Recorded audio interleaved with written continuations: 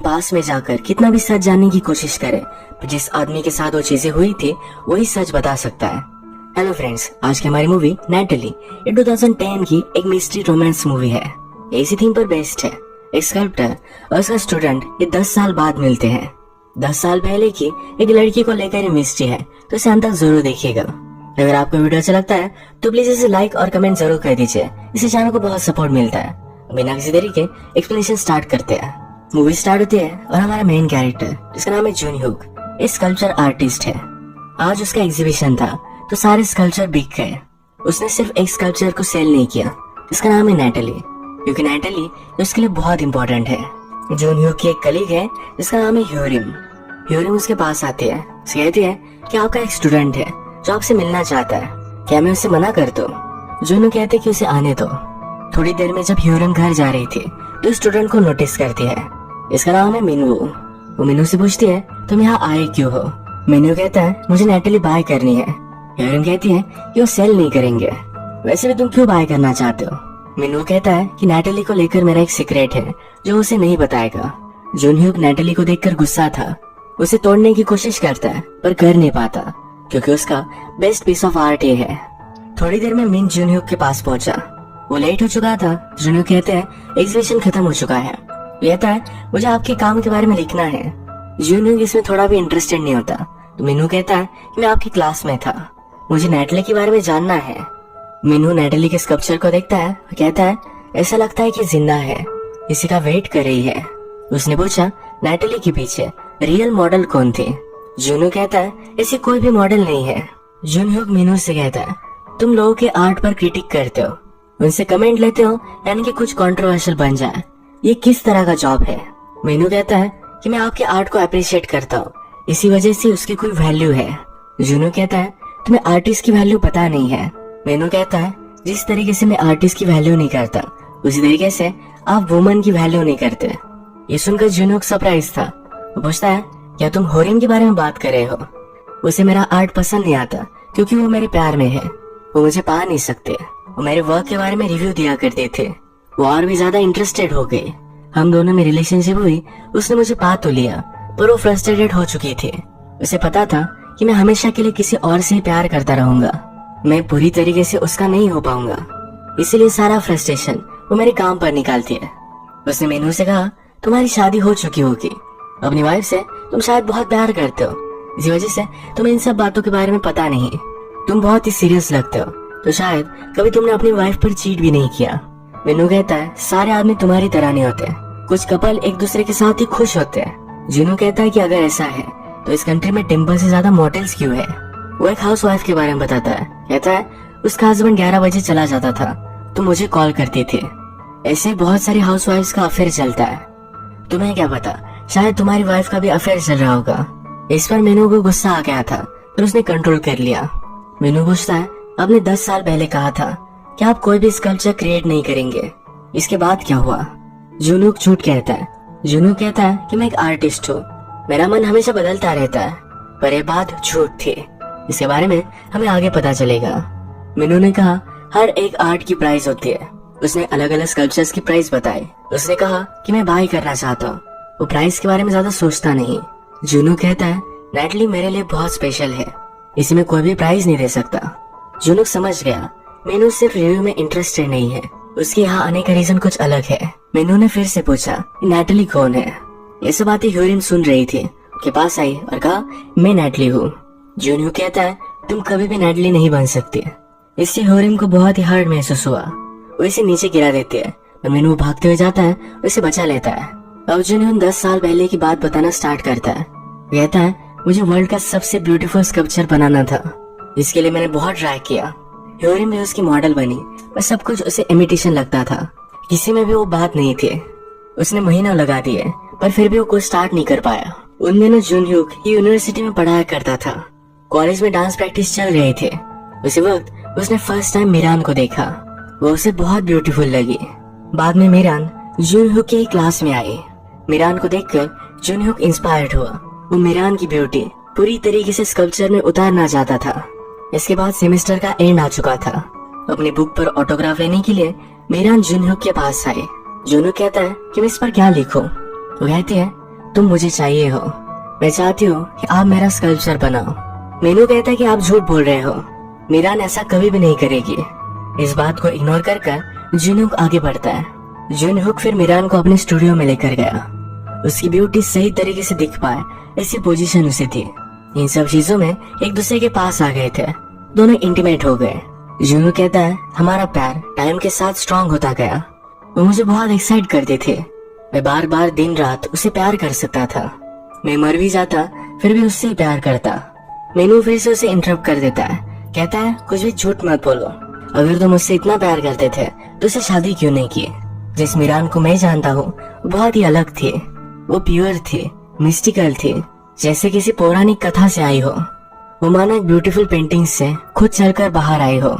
मीनू ने नोटिस किया था कि जब भी जुनहुक मीरान के पास होता था तो अनकंफर्टेबल हो जाती थी। एक दिन मीनू ने मीरान को अप्रोच किया, उसे कहा मैं तुम्हारी बहुत अच्छी सी पेंटिंग बना सकता हूँ, क्या तुम मेरी मॉडल बनोगी। मीरान को भी अच्छा लगा था, पर तभी जुनहुक इनके बीच में आ गया। मीनू को लगता है जुनहुक ने मीरान से कहा था मुझे तुम चाहिए हो। वो फिर मीरान को जबरदस्ती उसके स्टूडियो में लेकर गया, अपने आर्ट के नाम पर उसे जबरदस्ती की। प्रेजेंट में जुनहुक मीनू से कहता है तुम तुम्हारी मेमोरी को डिस्टॉर्ट कर रहे हो, तुम्हें जो लगता है ऐसा कुछ भी नहीं था। मीनू कहता है तुम्हारा एज बढ़ चुका है, तुम उससे ऑब्सेस्ड थे, तो इसी वजह से अपने माइंड में कोई भी लव स्टोरी बना ली है।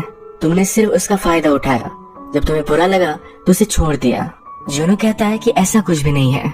जैसा टाइम गुजरता गया तो हम एक दूसरे में सिर्फ फिजिकल प्लेजर ढूंढने लग गए थे। मैं उसका एडिक्टेड हो गया और वो भी। एक दिन मीरान ने पूछा क्या आप मुझसे शादी करना चाहते हो। जुनू कहता है हमें ये सब सोसाइटी की वजह से करना पड़ता है, हमारे प्यार को कोई भी डेफिनेशन देने की जरूरत नहीं है। वो मीरान के साथ सिर्फ लिव इन रिलेशनशिप में रहना चाहता था। उसे ये नहीं पता था मीरान प्रेग्नेंट है। मीरान ने फिर भी इसे एक्सेप्ट कर लिया था। हमेशा एक दूसरे में खोए रहते थे, बाकी कोई भी चीज इन्हें करना अच्छा नहीं लगता था। जैसे कि हमें पता है जुनहुक उन दिनों नेटली क्रिएट कर रहा था। मीरान की वजह से वो इस पर कॉन्सेंट्रेट नहीं कर पाया, उसका फ्रस्ट्रेशन बढ़ता चला जाता है। मीरान को भी ये बात समझ में आ गई। एक दिन जब एक साथ थे तो जुनहुक सोया हुआ था। नेटली उसे कहती है अब मैं तुम्हारी लाइफ से चली जाऊंगी, तुम्हें 10 साल का वक्त दूंगी, इसके बाद फिर से तुम्हारे पास आऊंगी।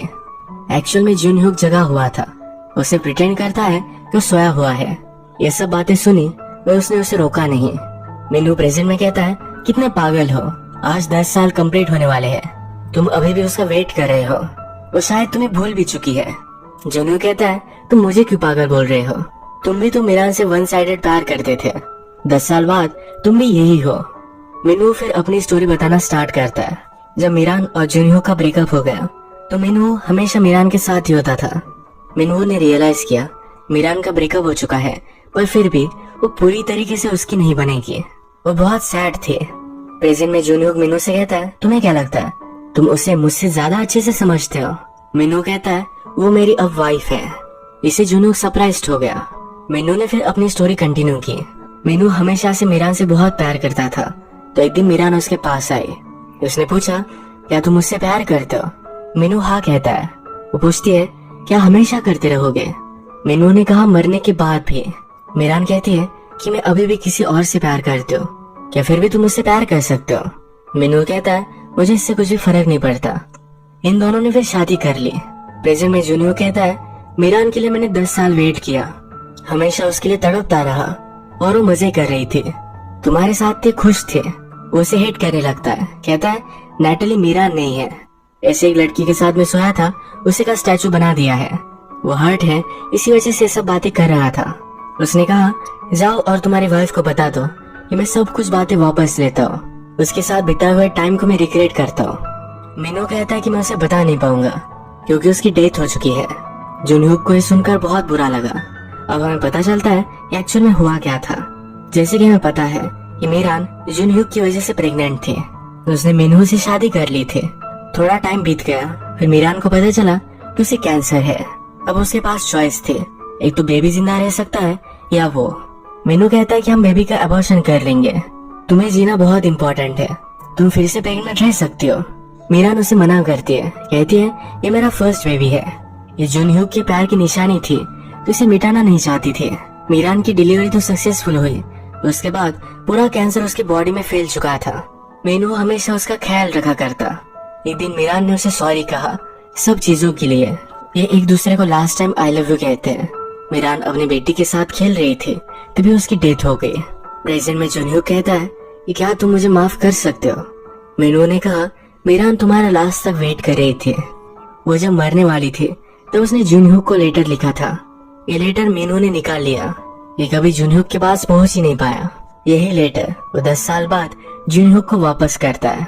इस लेटर में मीरान ने लिखा हुआ है कि मैंने तुमसे जो प्रॉमिस किया था, मैं तुमसे 10 साल बाद मिलूंगी, अब वो पॉसिबल नहीं। जुनह्यू कैसा पढ़कर बहुत रोता है। उसने मीनू से कहा, ये मेरी बेटी को कभी मुझसे मिलाने के लिए लेकर आओगे। मीनू इस पर कुछ भी नहीं बोलता और वहां से चला जाता है। जुनह्यू को मीरान की सब कुछ बातें याद आई। नेटली ये मीरान की ब्यूटी कैप्चर करने का सिर्फ एक ट्राई था। अपने आर्ट में तो सक्सेसफुल हो गया, तो उसने मीरान को हमेशा के लिए खो दिया। एम्बिशन और प्यार, इन दोनों में चूज करने की एक दर्दनाक ट्रेजेडी ये मूवी बता कर जाती है। जिसे आप प्यार करते हो कभी भी उसे जाने नहीं देना चाहिए। बाकी चीजें लाइफ में आती रहती है, अगर वैसा नहीं किया तो बाद में पछताना पड़ सकता है। इसी के साथ आज का वीडियो हम खत्म करते हैं। अगर आपको वीडियो अच्छी लगी तो प्लीज इस वीडियो को लाइक कर दीजिएगा। बहुत सारी मूवीज लेकर आते रहता हूँ, तो प्लीज इस चैनल को सब्सक्राइब कर दीजिए और बेल नोटिफिकेशन आइकॉन दबाना मत भूलिएगा। हम फिर से मिलेंगे और एक नई मूवी के साथ। तब तक के लिए थैंक यू और आप अपने आप का ख्याल रखिए। आपको यह मूवी कैसी लगी नीचे कमेंट में जरूर बताइए। अगर आपको ऐसी ही मजेदार और शानदार मूवी एक्सप्लेन वीडियो पसंद आती हैं, तो हमारे चैनल मूवीज बांदा को अभी सब्सक्राइब करें। यह मूवी टेल्स द्वारा एक्सप्लेन की गई है और हम आपके लिए इसी तरह की बढ़िया बढ़िया मूवीज लेकर आते रहते हैं। और हाँ दोस्तों, बेल आइकन दबाना बिल्कुल न भूलें, ताकि हमारी हर नई वीडियो सबसे पहले आप तक पहुंच सके। आपका सपोर्ट ही हमें ऐसी और बेहतरीन वीडियो लाने की ताकत देता है।